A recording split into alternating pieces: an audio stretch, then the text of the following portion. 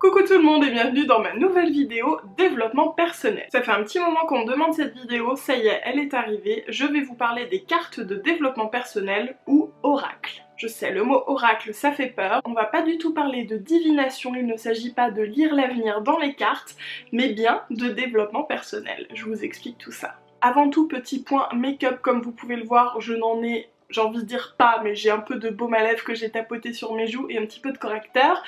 Vous savez, je vous avais fait une vidéo belle au naturel où je vous avais dit que j'avais envie de vous faire de temps en temps des vidéos avec quasiment pas de make-up pour vous montrer qu'on n'est pas obligé de porter une tonne de make-up pour se sentir belle. Donc voilà. Revenons au sujet des oracles. Alors je les ai découverts grâce à Héloïse, Easy Blush. Héloïse Monchablon, je crois que son Instagram c'est Héloïse Monchablon et sa chaîne YouTube c'est Easy Blush. Elle avait fait une vidéo sur le tarot avec une tarologue, Hélène, et elles avaient un petit peu parlé d'oracles et puis de temps en temps elle disait qu'elle tirait des cartes, je voyais dans ses stories et tout et ça m'a beaucoup intriguée. Suite à ça j'ai regardé plusieurs vidéos sur le sujet, un petit peu partout, j'ai pas une chaîne en particulier, et ce qui a fini vraiment de me décider à me lancer c'est la vidéo d'Ilia, donc Ilia Renon sur sa chaîne YouTube qui était justement avec Hélène, la tarologue, où elle présentait en fait leurs oracles préférés. Et je me suis dit que ça avait l'air quand même drôlement chouette et qu'il fallait au moins que je teste. Du coup ce que je vais faire dans cette vidéo c'est que je vais vous présenter les oracles et la façon dont je les utilise et je vais aussi vous montrer ma petite collection parce que j'ai fait une boulimie d'oracles. Déjà un oracle, qu'est-ce que c'est? C'est un jeu de cartes. Je ne sais pas si je l'ai dit, c'est quand même l'information principale. Ça peut être un jeu de cartes d'un nombre variable, ça peut être 12 comme 76, il n'y a pas de norme. Les cartes peuvent être grandes, petites, de tout univers confondu, ça peut être sur les animaux, ça peut être sur de l'art, sur des dessins, ça peut être... sur des fées, des anges, ça peut être sur des divinités, sur l'Égypte, enfin voilà, vous avez compris, ça peut être sur tout et n'importe quoi. Et donc comment on s'en sert? Alors il y a plusieurs façons, mais moi d'après ce que j'ai compris, la manière la plus simple d'appréhender un petit peu l'oracle et de se familiariser avec, oula le mot voulait pas sortir, il s'agit en premier de poser une question ou une intention. Par exemple, quelle qualité pourrais-je mettre en avant aujourd'hui? Ou si on n'a pas de questions, quel conseil puis-je recevoir aujourd'hui, à quoi puis-je penser aujourd'hui, voilà, ça peut être très banal comme ça, ou alors ça peut être un petit peu plus précis, par exemple dans votre travail, qu'est-ce que je pourrais faire pour être plus épanouie dans mon entreprise, voilà par exemple. Il faut toujours que ce soit des questions ouvertes, pas de oui ou non, hein, parce qu'on n'est pas dans la divination, on est vraiment dans, entre guillemets, le conseil. Donc voilà, on pose sa question et ensuite on mélange, on coupe, on fait bien ce qu'on veut avec son jeu de cartes, on tire une carte. Là je l'ai fait par exemple, il s'agit du jeu Le Voyage de Rita Van, je vous en reparlerai tout à l'heure. Je vous montre la carte de plus près, ce jeu est absolument magnifique. Et donc là il s'agit de la médecine de la tortue. Et alors pour lire la carte, vous avez à chaque fois un petit livret ou des notes sur les cartes, au dos des cartes, qui vous expliquent ce que la carte veut dire.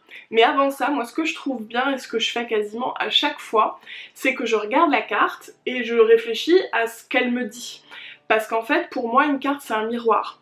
Je vais y voir ce que je veux y voir.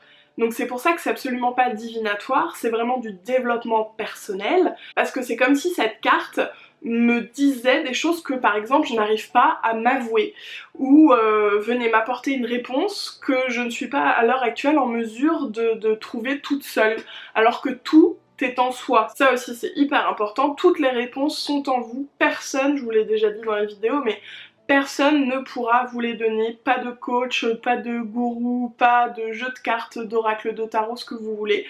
Toutes les réponses sont en vous, il peut simplement s'agir d'outils, de clés, mais voilà, c'est tout. Revenons-en à l'oracle. Donc voilà, en premier, moi quand je tire une carte, je la regarde et je me dis, bon, la médecine de la tortue. La tortue c'est un animal qui va doucement, ça veut sûrement dire sois patient, vas-y doucement, prends ton mal en patience. Il y a plein d'animaux tout autour, plein de mains, la terre elle est au centre de la tortue, donc je me dis peut-être qu'il s'agit de prendre son temps pour réussir à faire du bien au monde, à être en harmonie avec le monde. On a aussi en bas, je sais pas si vous avez vu, un petit rond vert avec marqué stabilité, donc ça c'est vraiment propre à ce jeu, hein. La stabilité, qu'est-ce que ça évoque en moi, dans ma situation actuelle, parce que les cartes d'oracle, c'est pas un conseil pour dans un an. En général, c'est pour simplement ce qui vous turlupine en ce moment, parce que l'oracle va pas vous donner un conseil pour dans un an, c'est pour à l'heure actuelle votre situation, parce que ça reflète ce que vous avez dans le crâne là, donc c'est ce que vous êtes en train de penser, ce qui vous turlupine, ou au contraire vers quoi vous allez, donc c'est vraiment dans l'instant. Et donc une fois que j'ai fait une petite lecture intuitive de la carte, eh bien je vais me référer au texte ou pas. Parfois ça me suffit, parfois j'ai ma réponse. Je me souviens une fois j'ai tiré cette carte, j'étais en pleine effusion, j'avais besoin de voyage, limite je partais demain. J'ai tiré cette carte et ça m'a tout de suite apaisée, je me suis dit bon ok, prends ton temps, respire un coup, voilà, ça arrivera, tu vas voyager et tout, mais voilà, à l'heure actuelle pour l'instant, on se calme, c'était le soir en plus, donc on va aller dormir dessus, enfin voilà, ça m'a vraiment apaisée, et clairement, c'est un conseil que j'avais en moi, je savais qu'il fallait que je me calme et que je m'apaise, mais j'y arrivais pas toute seule, je sais pas, ça m'a donné un petit coup de pouce. Donc je pense que vous commencez à voir un petit peu comment j'utilise les cartes d'oracle. Donc moi en général je tire une carte le matin pour la journée et une carte le soir pour avoir un petit truc auquel penser avant de m'endormir, pourquoi pas à rêver.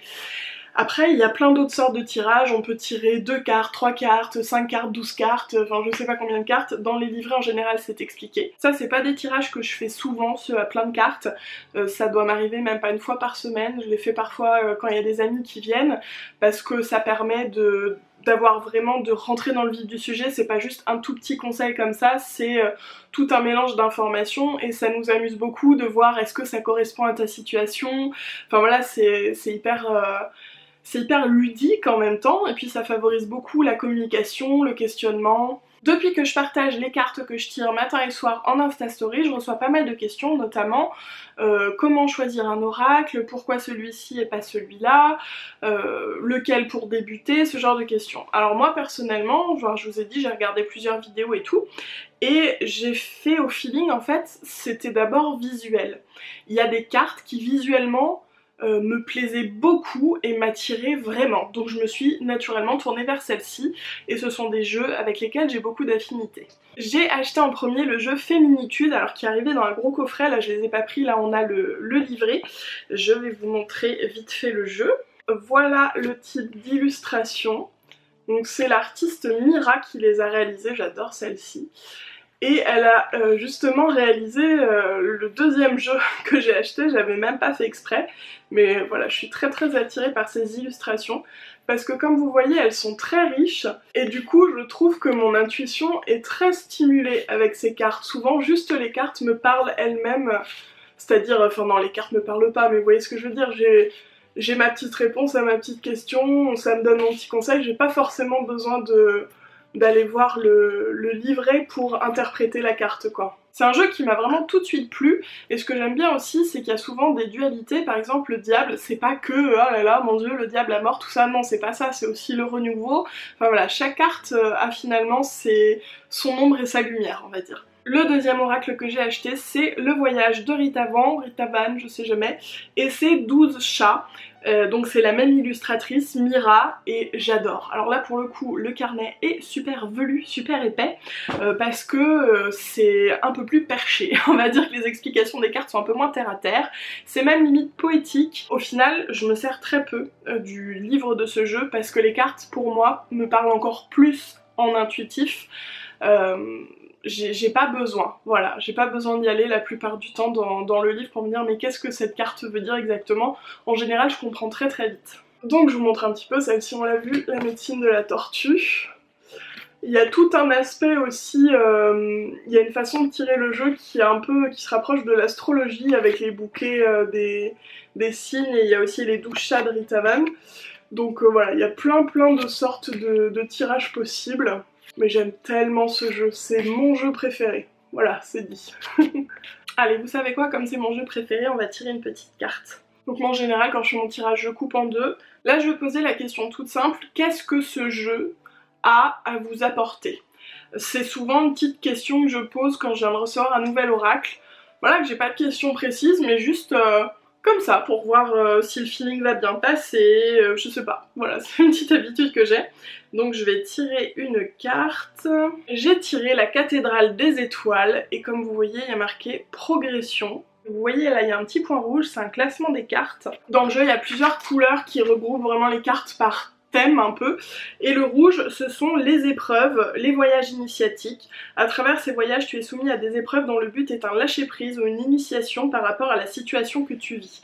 Donc ça c'est une première lecture. Donc en premier on va voir si la carte vous parle, si elle vous évoque quelque chose. Donc on a une cathédrale, là il y a la terre en fond, donc ça peut être l'aspect un peu de communion entre les hommes par rapport à la terre. Il y a aussi des anges en bas avec des nuages, donc un esprit d'élévation. Et ensuite on va regarder dans le livret, même si moi c'est pas vraiment une chose que je fais avec ce jeu là. Donc il y a une petite citation, il y a une légende, ça nous dit dans le dédale de la vie, maintes fois on s'est perdu jusqu'à trouver au détour d'un chemin plein de ronces la lumière qui nous en fait suivre le fil.